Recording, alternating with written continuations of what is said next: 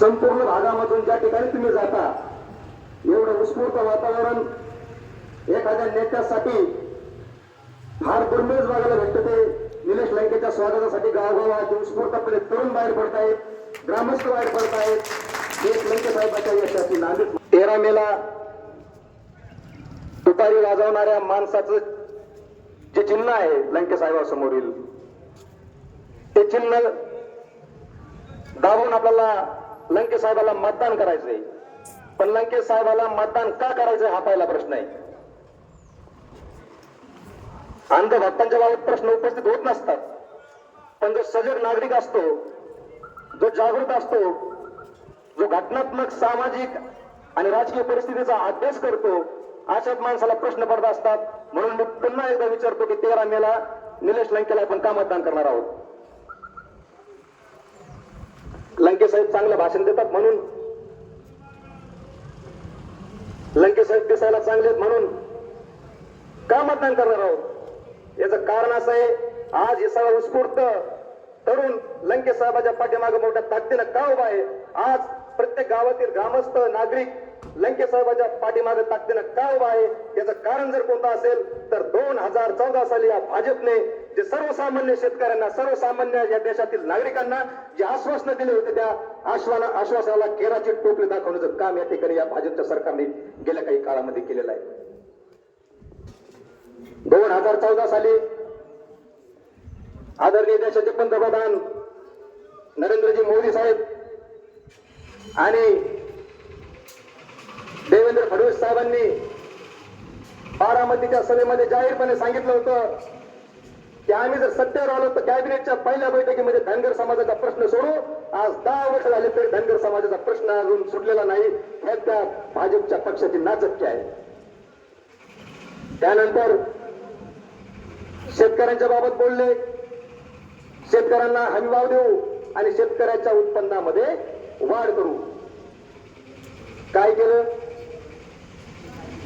गेल्या 10 वर्षामध्ये आपण एवढे हंगाम पाहिले, परंतु मागील हंगामामध्ये आपल्या भारतामध्ये हजारो टन कापूस प्रत्येक घरामध्ये असताना दक्षिण आफ्रिकेमधून कापूस आयात करून कापसाचं मार्केट पाडून शेतकऱ्यांना आत्महत्याची वेळ आणण्याचं पाप या ठिकाणी भाजप सरकारने केलंय. याचा धडाही जनता त्याला शिकवल्याशिवाय राहणार नाही.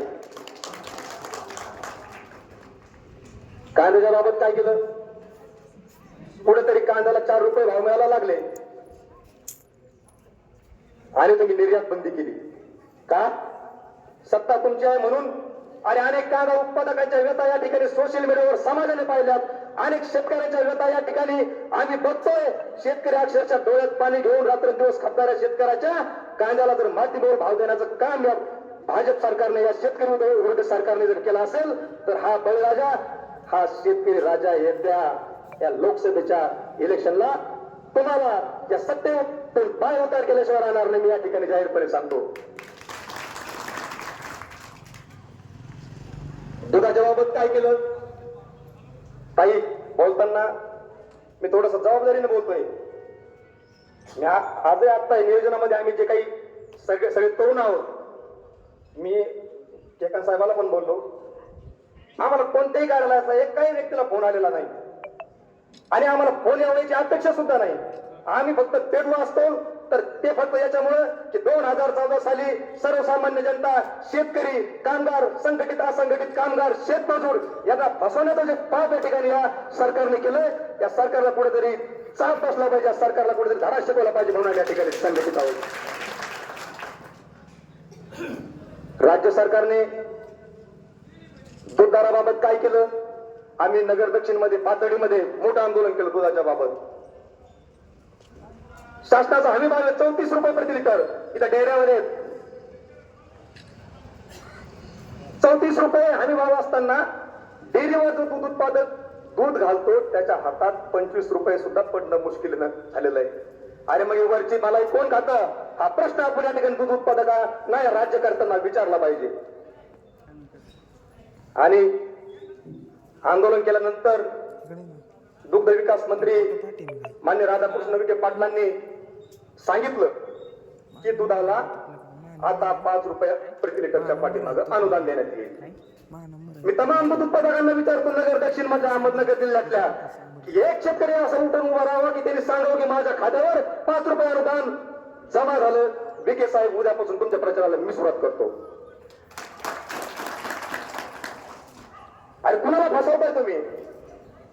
2014 सत्य देताना तुम्ही म्हटले काला धन लाएंगे. अरे काला धन लाएंगे इथलंच धन तुम्ही परदेशात देऊन मध्ये सांगितलंय की जे पैसे घेऊन आम्ही पावलो ते पैसे मी एकट्याने खाल्ले नाहीत, भाजपचे नेते सुद्धा या पापामध्ये सामील आहेत. अरे ही परिस्थिती.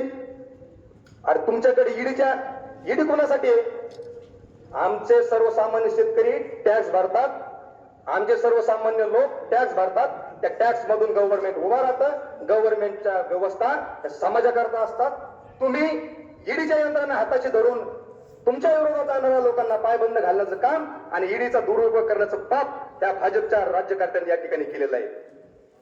मित्रांनो, हे लोक सत्तेसाठी एवढे लाचार झालेले आहेत. हे लोक सत्तेसाठी काही पण करू शकतात.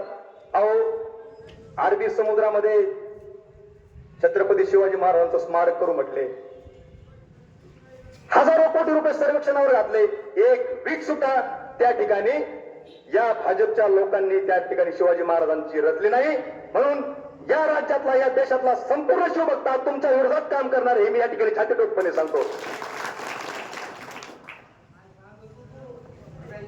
या ठिकाणी बोलण्यासारखे खूप मुद्दे आहेत आणि काय तुम्हाला बोलायचं नंतर बोला ना. तुम्हाला व्यक्ती